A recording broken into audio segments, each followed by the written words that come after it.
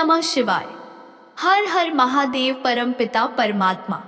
देवाधिदेव महादेव के चरणों में मेरा कोटि कोटि प्रणाम।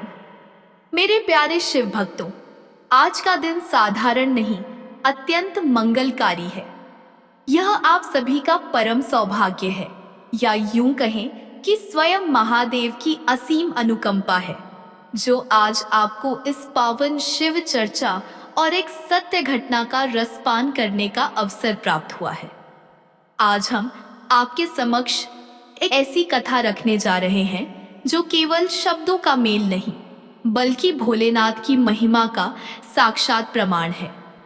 महादेव के उन 3 अनमोल सूत्रों की शक्ति को जो भी भक्त सच्चे हृदय से अपना लेता है, उसका जीवन तो क्या, उसकी आने वाली पीढ़ियां भी तर जाती हैं। विश्वास मानिए, इस कथा को सुनने मात्र से और शिव गुरु के चरणों में विश्वास रखने से आपके परिवार में सुख समृद्धि की वर्षा होगी। वर्षों पुराने रोग और कष्ट कपूर की तरह उड़ जाएंगे और घर का कोना कोना आनंद से भर जाएगा। तो आइए शिव गुरु के चरणों में अपनी हाजिरी लगाते हैं, अपनी वाणी को पवित्र करने के लिए और महादेव का आशीर्वाद पाने के लिए। कमेंट बॉक्स में प्रेम और श्रद्धा के साथ जय शिव गुरु या ओम नमः शिवाय अवश्य लिखें। तो चलिए मेरी माताओं और बहनों, मन को एकाग्र करते हैं और डूबते हैं शिव भक्ति के इस सागर में। कथा प्रारंभ करते हैं। किसी गांव में एक बुढ़िया माई रहा करती थी। वह बिल्कुल अकेली थी, उसके साथ कोई नहीं था, ना बेटा ना बहू। वह बुढ़िया माँ बहुत ही कंजूस थी। उसकी कंजूसी के चर्चे दूर दूर तक थे, परंतु उसमें एक अच्छाई भी थी। वे भगवान शिव की भक्त थी और हर समय नमः शिवाय का जाप किया करती थी। लेकिन फिर भी भक्तों, वह धर्म के नाम पर कोई कार्य नहीं करती थी। शिव चर्चा होती तो शिव चर्चा सुनने नहीं जाती और कभी भी अपने घर पर शिव चर्चा नहीं करवाती, और कुछ रुपए का प्रसाद भी खरीदने में उसको परेशानी होती थी। वह इतनी कंजूस थी कि उसके दरवाजे पर कोई भी आए, साधु संत, चाहे भिखारी, चाहे भूखे प्यासे लोग, वह किसी को कुछ भी नहीं देती थी। एक बार भगवान शिव जी ने सोचा क्यों ना देखा जाए कि यह बूढ़ी माँ कितनी कंजूस है। फिर भगवान शिव एक साधु बाबा का रूप धारण कर उस बूढ़ी माई के यहाँ गए। उन्होंने बूढ़ी माई से भिक्षा मांगी तो बूढ़ी माई ने अंदर से कहा कि बाबा जाओ जाओ, मुझे काम है, थोड़ी देर में आना। भगवान वहां से चले गए। थोड़ी देर बाद शिव गुरु फिर से वहां आए तो बूढ़ी माई ने फिर बहाना बना दिया और कहा, हे प्रभु आप शाम को आना। भगवान शिव जी फिर से चले गए। फिर शाम के समय भगवान फिर आए तो बूढ़ी माई ने कहा, देखो मैंने तो खाना खा लिया, अब देने को कुछ नहीं है। भगवान शिव चले गए। फिर भगवान अगले दिन सुबह फिर आए तो बुढ़िया माँ को गुस्सा आ गया। उसने कहा, तुम फिर से आ गए, तुम्हें समझ में नहीं आता कि मैं बार बार तुम्हें लौटा रही हूँ। तुम नहीं जानती मैं तुम्हें कुछ देना नहीं चाहती, मेरे पास तुम्हें देने के लिए कुछ भी नहीं है, अरे जाओ जाओ यहाँ से। भगवान शिव मुस्कुराए, सोचने लगे सच में ये बुढ़िया तो बहुत ही कंजूस है। फिर भगवान शिव जी वहां से लौट गए। धीरे धीरे समय बीतता है और बूढ़ी माँ की मृत्यु का समय निकट आ जाता है। वह भगवान शिव का नाम जपती रही।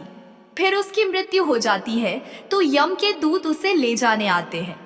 बूढ़ी माँ उससे कहती है, देखो भाई, मैं तुम्हारे साथ नहीं जाऊंगी, मैं तो शिवलोक जाऊंगी। मुझे तो शिवधाम जाना है, मुझे शिवदूत लेने आएंगे। मैंने हमेशा शिव जी का नाम जपा है। लेकिन यमदूत उसकी एक नहीं सुनते और उसे खींचकर यमलोक ले जाते हैं। रास्ते में बूढ़ी माँ कहती है, तुम लोग मुझे नरक में ले ही जा रहे हो तो ठीक है, लेकिन एक बार मुझे शिवलोक ले चलो, मुझे भगवान शिव के दर्शन करने हैं। बूढ़ी माँ के बार बार आग्रह करने पर यमदूत बूढ़ी माँ को शिवलोक ले जाते हैं। बूढ़ी माँ शिवलोक जाकर भगवान शिव से कहती हैं, हे भोलेनाथ, मैं तो हमेशा आपका नाम जप किया करती थी, फिर भी ये लोग मुझे नर्क ले जा रहे हैं। भगवान शिव जी ने कहा, तुम्हें नर्क में ही जाना पड़ेगा। तब बूढ़ी माँ ने कहा, लेकिन भगवान, मैं हमेशा आपकी पूजा करती हूँ और आपके नाम का जाप करती हूँ, फिर भी मुझे नर्क में क्यों जाना पड़ेगा।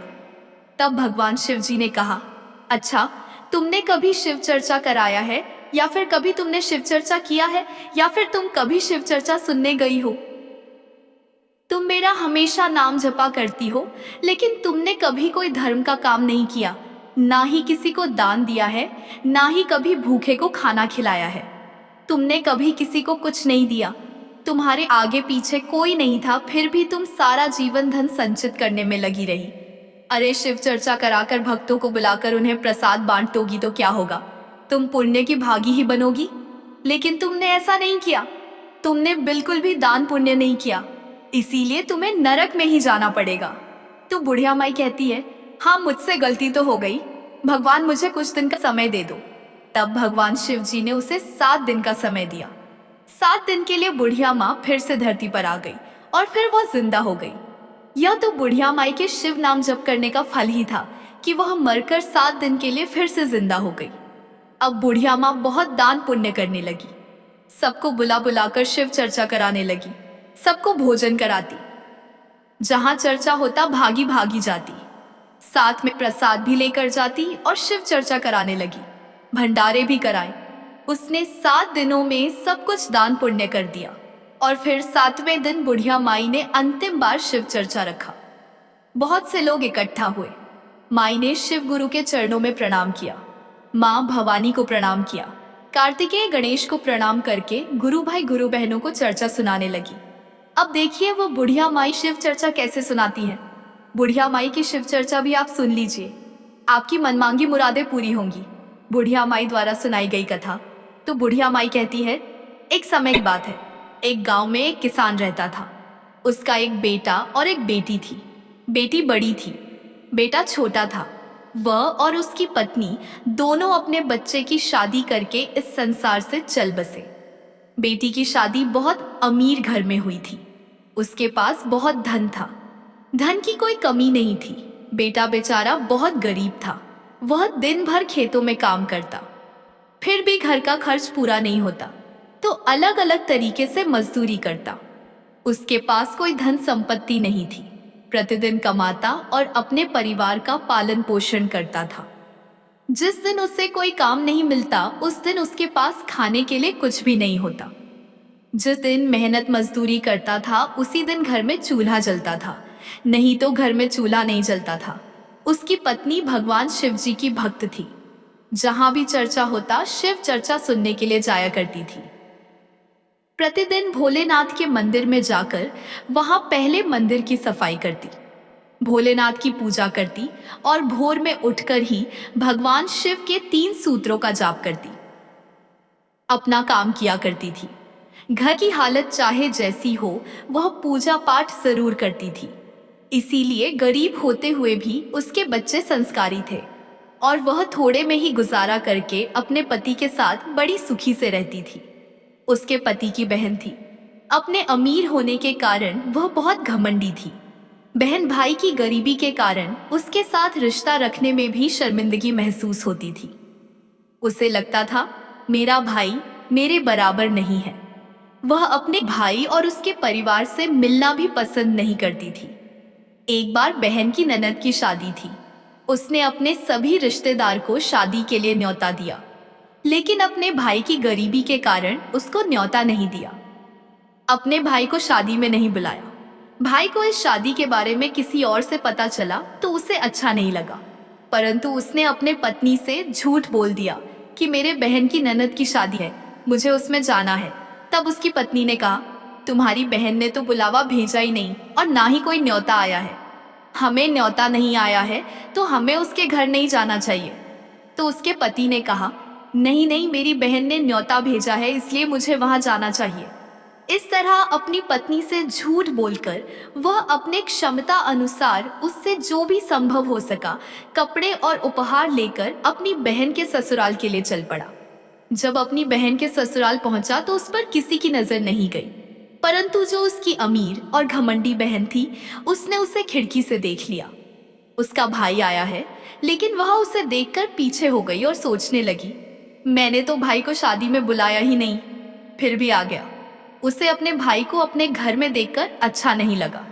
तब उसके देवरानी ने उसके भाई को देख लिया और दौड़ी दौड़ी अपनी जेठानी के पास गई और उससे कहने लगी, दीदी दीदी, तुम्हारे भैया आए हैं।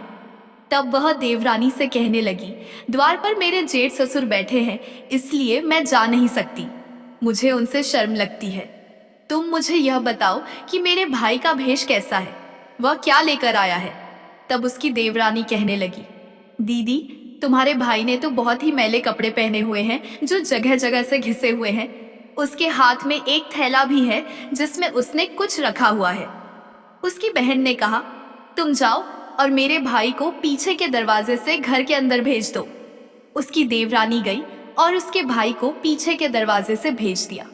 भाई आते हुए रास्ते में सोच रहा था कि बहुत दिनों के बाद बहन से मिलने आया था, तो बहन मुझसे मिलकर बहुत खुश होगी। लेकिन पैसे के घमंड में अंधी बहन ने भाई की भावनाओं को नहीं समझा। भाई के अंदर आने पर उसने भाई को पानी तक नहीं पूछा और ना ही बैठने को कहा। उसने यह भी नहीं पूछा कि उसका कैसा हाल है, परिवार में सब कैसे हैं, भाई भतीजे कैसे हैं।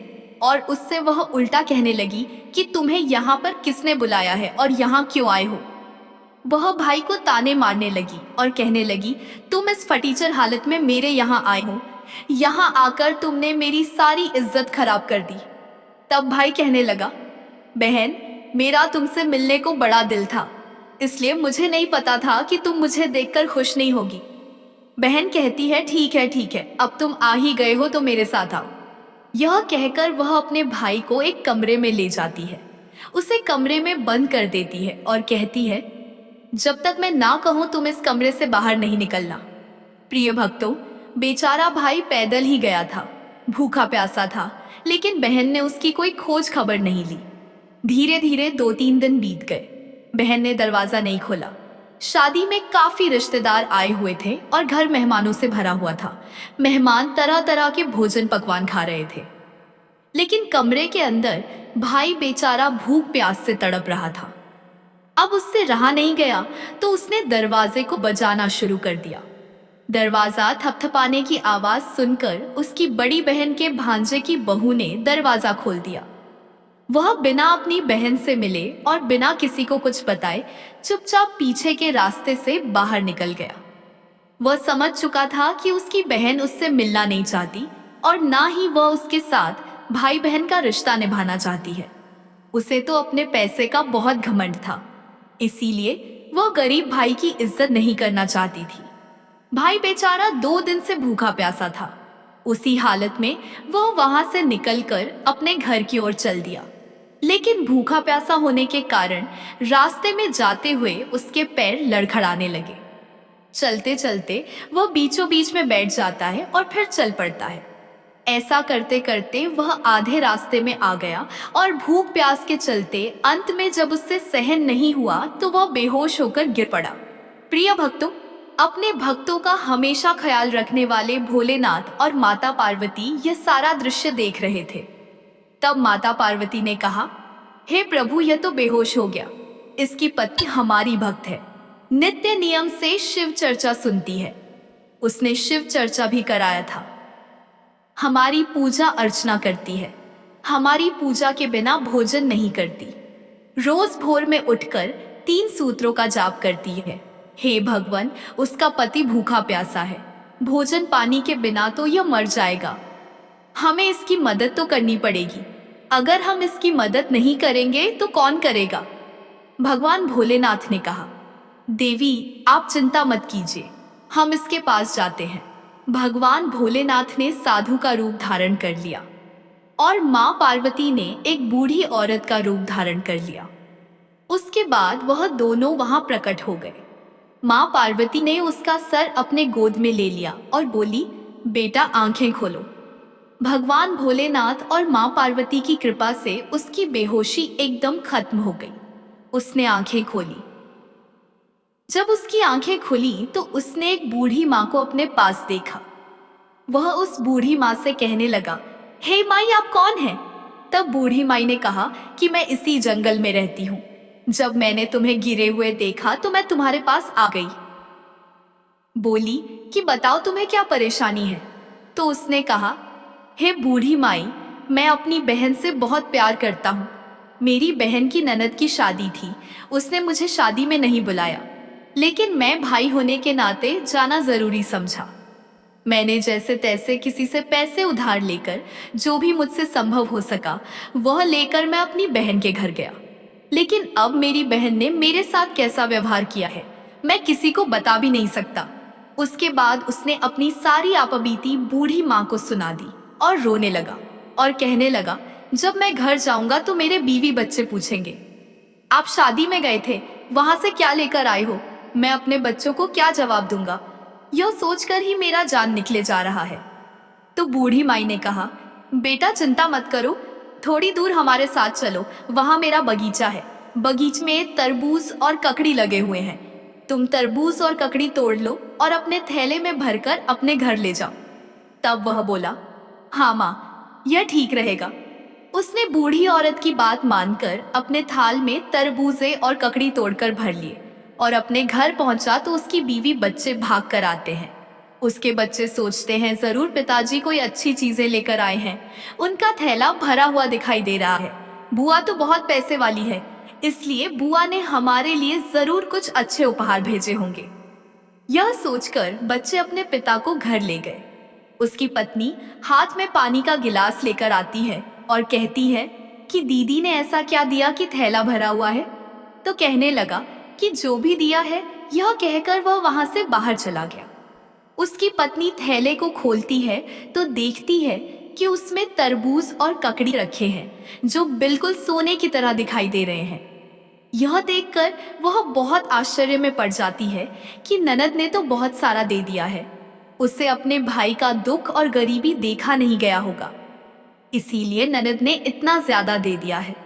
जब वह तरबूज काटने लगी तो उसमें क्या देखती है कि तरबूज में बीजों की जगह हीरे मोती जमा है। जब उसका पति घर आया तो वह कहने लगी कि यह दीदी ने क्या दे दिया। उसका पति यह सोचकर शक में पड़ गया कि अब उसकी पत्नी कहेगी कि शादी में तो लड्डू, पेड़ा, बर्फी जैसे चीजें मिलते हैं, तुम ये खीरे और तरबूज लेकर आए हो। वह कहने लगा, ऐसा क्या दे दिया है उसने, मैंने तो देखा ही नहीं। तब वह बोली, जरूर दीदी को तुम पर दया आ गई होगी। देखो उन्होंने हमारे लिए कितना धन भेजा है। इतना धन भेजने की क्या जरूरत थी? जरूर उसने अपने भाई और भतीजे का दुख देखा नहीं गया। हमारी ननद कितनी अच्छी है, उन्होंने हमारी दरिद्रता दूर कर दिया। इस तरीके से वह बहुत पैसे वाले बन गए। अब काफी दिन हो गए, उस गरीब भाई ने यह राज अपनी पत्नी को नहीं बताया। उधर बहन ने यह जानने की कोशिश नहीं की कि मेरा भाई मुझसे बिना मिले भूखा प्यासा कहाँ गया, वह कैसी हालत में होगा। उसने तो उसे कोई दाना भी नहीं दिया। उसकी पत्नी तो यही सोच रही थी कि हम अपनी ननद के वजह से अमीर हुए हैं। एक दिन उसकी पत्नी अपने पति से कहने लगी, जब हमारी दीदी ने हमारे लिए इतना कुछ दिया है, हमारी दीदी जब तुम्हें इतना चाहती है तो तुम जाओ और उन्हें कुछ दिनों के लिए यहाँ लेकर आओ और मैं भी कुछ दिन अपने मायके में घूम आऊंगी। तब उसका भाई कहने लगा, ठीक है, मैं अपनी बहन को ले आऊंगा। अब भाई के पास भी काफी पैसे थे। वह अच्छे कपड़े पहनकर तैयार हुआ और बहन के लिए अच्छे अच्छे उपहार खरीदे और वह सब लेकर अपनी बहन के ससुराल की तरफ चल पड़ा। जब अपनी बहन के घर पहुंचा तो उसकी देवरानी ने उसे देखा तो वह उसकी बहन के पास गई और अपनी जेठानी से कहने लगी, दीदी दीदी तुम्हारा भाई आया है। तो उसने कहा, किस भेष में आया है? तो देवरानी कहने लगी, तुम्हारा भाई तो रेशमी कपड़े पहन के आया है, काफी सारे उपहार लेकर आया है। वह दरवाजे पर आती है और भैया भैया कहकर अपने भाई को घर के अंदर ले आती है और उसका आदर सत्कार करती है। यह देखकर उसका भाई सोचने लगा, बहन में कितना बदलाव आ गया है। जब मेरे पास कुछ नहीं था तो बहन ने मुझे पानी तक नहीं पूछा। आज मेरे पास धन दौलत है तो मेरी बहन मेरी इतनी खातिरदारी कर रही है, लेकिन उसने यह सब अपने मन में ही रखा। फिर वह अपनी बहन से बोला, बहन तेरी भाभी बहुत जिद कर रही है, कुछ दिन के लिए वह तुझे बुला रही है। तब बहन बोली, हाँ भाई, मुझे भी अपने मायके जाना चाहिए, बहुत दिन हो गए। मैं भी चलने के लिए तैयार हूँ। और वह मायके जाने के लिए तैयार होने लगी।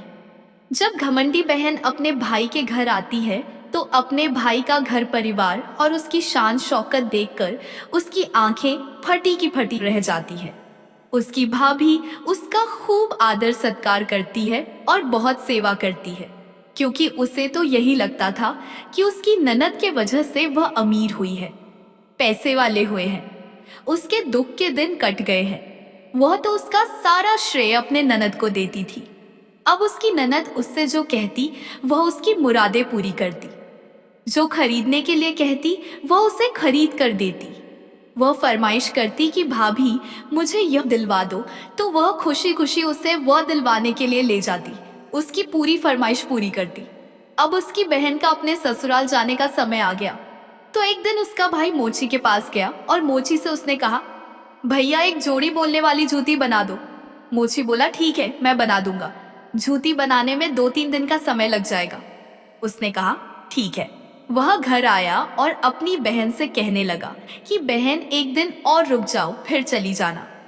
उसकी बहन 2-3 दिन तक और रुक गई। 2-3 दिन बाद जब जूती बनकर आई तो उसे देखकर बहन बहुत खुश हुई। जूती में बहुत मीनाकारी और कढ़ाई की गई थी, उस पर हीरे मोती लगवाए गए थे। यह देखकर बहन बहुत ही परेशान हुई और उस जूती को पहनकर जब वह चलने लगी तो उसमें से आवाज आती है, गरीब औरत का कोई रिश्ता नहीं होता, गरीब का कोई रिश्तेदार नहीं होता। बहन भाई का रिश्ता भी अमीरी और गरीबी का होता है। बहन ने तो भूखे प्यासे भाई को घर से लताड़ दिया। गरीब का कोई रिश्ता नहीं होता, कोई रिश्तेदार नहीं होता। इस तरह से बार बार उस जूती में से आवाजें आ रही थी। यह बात उसके भाई की पत्नी ने सुन ली। वह अपने पति से कहने लगी, यह जूती क्या कह रही है, मेरी तो कुछ समझ में नहीं आ रहा है। तब उसका पति कहने लगा, यह तो जूती है, मैंने मोची से जो कहा था वैसे उसने बना दिया, लेकिन ये क्या कह रही है मुझे नहीं पता। अब बहन का अपने घर के लिए विदा होकर जाने का समय आ गया। जब बहन विदा होकर जाने लगी तो उसको भी महसूस होने लगा कि उसके भाई और भाभी ने उसके साथ कितना अच्छा बर्ताव किया है। अब उसे अपने की पर थोड़ा पछतावा भी होने लगा। जब बहन विदा होकर चलने लगी तो उसने फिर वही जूती अपने पैर में डाली और जूती बोलने लगी कि गरीब का कोई रिश्ता नहीं होता, गरीब का कोई रिश्तेदार नहीं होता। बहन ने अपने भूखे प्यासे भाई को अपने घर से लताड़ कर भगा दिया। अमीर बहन और गरीब भाई का कोई रिश्ता नहीं होता, कोई रिश्तेदार नहीं होता। अब बहन के दिल में भी पछतावा होने लगा कि मैंने अपने भाई के साथ कैसा बर्ताव किया है और इतना कुछ होने के बाद भी वह मेरे साथ इतना अच्छा बर्ताव कर रहा है। अब उसके दिल में इस बात को लेकर बहुत पछतावा था और वह अपने ससुराल गई। अब उसकी भाभी अपने पति से कहने लगी, जरूर कोई बात है जो तुम मुझसे छिप रहे हो। तब उसका पति बोला, मैं तुमसे कोई बात नहीं छिपा रहा हूं। वह बोली, नहीं, तुम मुझसे जरूर कुछ छिपा रहे हो। तब पति ने बताया, जब हमारे पास कुछ नहीं था, मेरे कपड़े भी फटे पुराने थे, मैं अपनी बहन के ननद की शादी में गया था तो बहन ने मेरा कोई भी आदर सत्कार नहीं किया। उसने मुझे एक गिलास पानी भी नहीं पूछा, मुझे कमरे में बंद कर दिया। 2 दिन तक भूखा प्यासा कमरे में बंद रहा। मेरे बहन के भांजे की बहू ने दरवाजा खोला, मैं वहां से निकलकर भागा। वहां से निकलने के बाद मैं बार बार यही कह रहा था कि गरीब का कोई रिश्ता नहीं होता, अमीर बहन गरीब भाई का कोई रिश्ता नहीं होता। वहां से निकलकर जब मैं चला तो जंगल में पहुंचा, बेहोश होकर गिर गया। तभी एक बुढ़े मैया और बूढ़े बाबा वहां आए। उन्होंने मुझे पानी पिलाया, मेरी सारी कहानी सुनी। जब मैंने कहा कि बहन के घर से शादी में से आ रहा हूं, मैं अपनी बीवी और बच्चे को क्या मुंह दिखाऊंगा, तो उस बूढ़ी माई ने बगीचे में से एक तरबूज और ककड़ी लाकर मेरे थैले में भर दिया। वही तरबूज और ककड़ी घर ले आया था। उस बूढ़ी माई और साधु बाबा के कारण ही हमारी हालत गरीबी से अमीरी में बदल गई। मेरी बहन ने हमारी कोई मदद नहीं की है और ना ही उसने कभी कोई धन दिया है। उसकी पत्नी कहने लगी, मैं तो आज तक यही सोच रही थी, मेरी ननद की वजह से हम पैसे वाले हुए हैं। वह बूढ़ी मैया और साधु बाबा जो आपको जंगल में मिले थे, अवश्य ही वह शिव गुरु और माँ पार्वती थे, जिनकी पूजा मैं करती हूँ, जिनकी मैं शिव चर्चा सुनती हूँ और शिव चर्चा करवाती हूँ। भगवान शिव और भगवान पार्वती ने हम पर कृपा की है, उनके कारण ही हम गरीब से अमीर हुए हैं। यह सब शिव चर्चा करने का प्रभाव है। तब उसका पति कहने लगा, तुम ठीक कह रही हो, लेकिन फिर भी अपने मन में कोई बैर मत रखना। अगर मेरी बहन मेरे साथ ऐसा व्यवहार ना की होती, अपने घर में बंद ना की होती, मैं भूखा प्यासा ना होता और उसके ससुराल से ना भागता, तो शायद हम पर भगवान शिव माँ पार्वती की कृपा नहीं होती। किसी ना किसी रूप में यह सब मेरी बहन से जुड़ा हुआ है। वह अपनी पत्नी को समझाने लगा, कहने लगा, मेरी बहन के प्रति तुम अपने मन में दुर्व्यवहार मत रखना, उसके साथ कोई भी ऐसा व्यवहार मत करना। अब पत्नी ने वैसा ही किया। पत्नी कहने लगी, आप चिंता ना करें, ऐसा ही करूंगी। भगवान ने हमें इतना दिया है जिससे हम दूसरों की मदद कर सकते हैं, लेकिन हम अपनी गरीबी के दिन भूल नहीं सकते। अगर बहन ने ऐसा किया है तो वह उसकी सोच है। हम हमेशा उसका आदर सत्कार करेंगे। जब भी वह मायके आएगी, वह जो भी कहेगी, हम उसे उपहार देंगे, उसके साथ अच्छे से बर्ताव करेंगे। अब इस प्रकार दोनों की भगवान शिव और माँ पार्वती के प्रति श्रद्धा बढ़ती गई। भाई ने एक दिन चिट्ठी लिखकर अपनी बहन को भिजवाया और चिट्ठी में लिखा था, बहन, तुम शिव चर्चा किया करो, शिव गुरु का ज्ञान लो और 3 सूत्रों का महामंत्र जप किया करो। नमः शिवाय। इतना जपने से शिव गुरु तुम पर प्रसन्न होंगे। हे बहन, आज हम लोग अमीर हुए हैं तो शिव गुरु के कृपा से हुए हैं। शिव चर्चा कथा कराया करो, इससे तुम्हारा उद्धार होगा। बहन अपने भाई की चिट्ठी को पढ़ती है तो वह बड़े ही खुश होती है। उसकी आंखों में आंसू बहने लगे। अब बहन ने भी शिव चर्चा करवाना शुरू कर दिया। वह जहां शिव चर्चा होती, शिव चर्चा सुनने के लिए चली जाती। इस प्रकार बहन के घर वाले बहुत खुशी खुशी रहने लगे। उसके घर में भी सुख शांति का वातावरण हो गया। बहन के मन से सारे कुविचार निकल गए और वह भी बड़ी धार्मिक और सुशील तथा सीधी साधी और बड़ी ही सरल हृदय वाली महिला बन गई। जो भी धैर्य रखकर भगवान भोलेनाथ की कथा को कहता सुनता और सुनाता है, शिव चर्चा करता है, तो भगवान स्वयं अपने भक्तों का ध्यान रखते हैं, उनके हर समस्या का निवारण करते हैं। प्रभु शिव जी अपने भक्तों को कभी अकेला नहीं छोड़ते। तो प्रिय भक्तों, इस प्रकार बुढ़िया माई ने जैसे ही शिव गुरु की यह कथा को समाप्त किया, वैसे ही उसकी मृत्यु हो गई। फिर बुढ़िया माई ने शिव जी से कहा, हे भगवान, अब ठीक है, मैंने अब अपना सब कुछ धर्म कार्य में लगा दिया, दान पुण्य किया, शिव चर्चा किया। तब भगवान शिव ने कहा, हाँ, जितना तुमने सारी जिंदगी में नहीं किया, उतना धर्म 7 दिन में अर्जित कर लिया है। अब तुम शिवलोक में रह सकती हो। बुढ़िया माई बड़ी खुश हुई और खुशी खुशी शिवलोक में रहने लगी। तो प्रेम से बोलिए, उमा उमापति शिव शंकर भगवान की जय, माता पार्वती की जय, शिव गुरु भगवान की जय, गणेश कार्तिकेय भगवान की जय। हे शिव गुरु भगवान, जितने भी शिव भक्त शिव चर्चा कथा को सुन रहे थे, उनकी सभी मनोकामनाएं पूर्ण करना, उन्हें सुख समृद्धि और बल बुद्धि विद्या देना, उनके दुख का नाश करना, रोग शोक दूर करना, सबकी सुहागिनों को सुहागन रखना। हे माता पार्वती, अपने भक्तों पर कृपा करना। तो प्रेम से बोलिए, नमः शिवाय। प्रिय भक्तों, इस प्रकार से आज की यह शिव चर्चा कथा समाप्त हुई। आपको यह शिव चर्चा कथा कैसी लगी? आप हमें कमेंट करके जरूर बताइएगा। शिव गुरु आप सभी का कल्याण करें, इसी कामना के साथ आपसे विदा लेते हैं।